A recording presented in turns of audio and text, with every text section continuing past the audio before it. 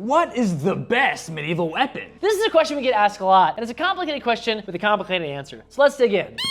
First, we have to ask, best for what? Each weapon usually has a range of things that it can do, usually with one that it does better than others. Take, for instance, the arming sword. It's small and compact enough to be worn on the hip. It does a fairly decent job at cutting and thrusting, but as a sword, it's pretty crude and definitely not my first choice. It doesn't have the maneuverability and the versatility of the longsword or the reach and protection of the rapier, so you might think that it's not a good sword, but it's not intended to be your primary weapon. It's a sidearm.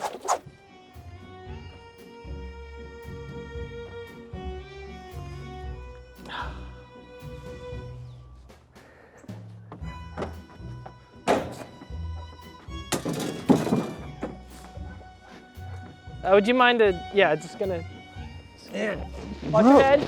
Can you help me? Yeah, here. Okay, yeah. Oh, it's in my ribs. Ow. Oh, no, I'm stuck. Oh, you went too high. Hold up. What? Yeah, okay. Try it again. Okay. There we go. Sorry I'm late. It took me a little longer getting across town than I thought. You would wear it on your hip going into battle, and if your primary weapon is lost, damaged, or you're in an area where you can't use it anymore, you still have a weapon that you can use. A rapier would not be useful on the battlefield, and a late period longsword is a bit too long to be worn on the hip. So does that mean that the arming sword is better? Well, what if we're not on the battlefield? Say I've been challenged to a duel. I show up and my opponent has a rapier. I draw my arming sword and I am definitely gonna get smoked. Harumph! Sir, you have insulted my honor and I challenge you to a duel! Bugger!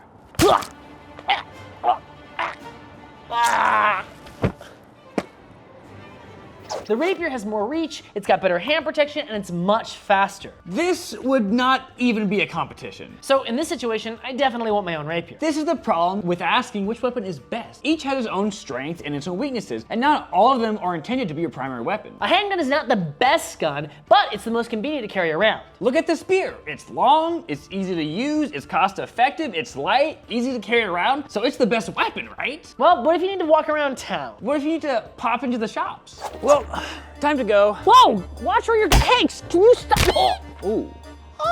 How dare you? Away!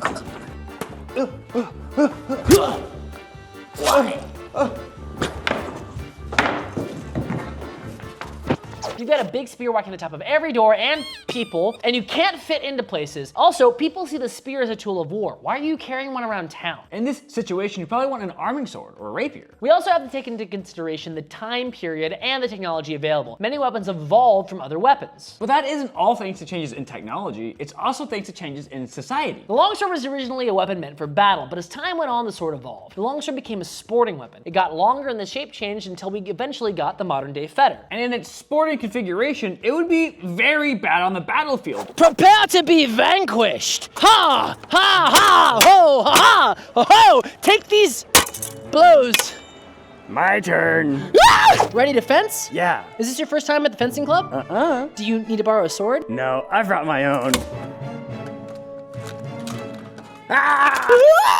But that doesn't make it a bad weapon. It's perfectly suited for the purpose it was made for. The rapier was an excellent cut and thrust weapon, but as society changed, carrying a big sword on your hip became less acceptable and also kind of a pain. The rapier shrunk and thinned to become the small sword, a fashionable court sword worn for the elegant gentleman. There's also different uses within the military. A cavalry saber wasn't originally designed to be used on foot. It's heavier and it has a lot less hand protection, but it's excellent on horseback. A dueling saber is lighter, faster, it has better hand protection, but those exact things make it less usable on the back of a horse. We've talked a lot about swords, but what about other weapons? A sword is almost always a sidearm. The primary weapons of the battlefield were polearms, spears, poleaxes, lances, halberds, big things on poles. You can use them in formation without hitting the guy beside you, they have a lot of reach, and best of all, they're relatively inexpensive and easy to mass produce. Does that mean that they're better than swords? That's a tricky question because what does better actually mean? On the battlefield, yes, you almost always want to be using a big polearm rather than a sword. But in day-to-day life, a polearm is awkward and not socially acceptable. You can't walk around town with a halberd unless you're some sort of official or guard. But melee weapons aren't even the king of the battlefield. What about ranged weapons? Longbows, crossbows, catapults, all of these things are extremely effective. So are they the best? Well, yeah, it's always better to kill your enemy when they're far away, but good luck drawing, stringing, and knocking an arrow on your bow in a dark alley when there's a guy with a knife bearing down on you. Oh boy, I can't wait to test out my brand new bow hunting this weekend.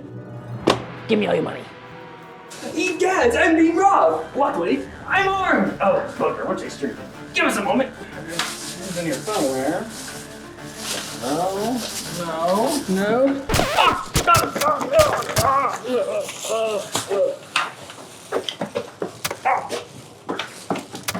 Wanker. Let's take a radically different approach. What if best means the most useful? Something you might use every day is a knife. Not only can it be used for self-defense, it's also a very useful tool. It's also extraordinarily convenient. It's easy to carry, it's completely socially acceptable, it wouldn't even draw a second glance. The problem with the argument over what weapon is best is each weapon was built for a specific purpose. No weapon could possibly be best in everything. Each of them will have things that they're better at and things that they're worse at. So instead of asking what weapon is best, ask what weapon is best for the task at hand. Thanks for watching, and we hope you liked the video. If you like our work, please consider donating just $1 a month to our Patreon. It's a huge help, and it keeps us making more videos for you guys.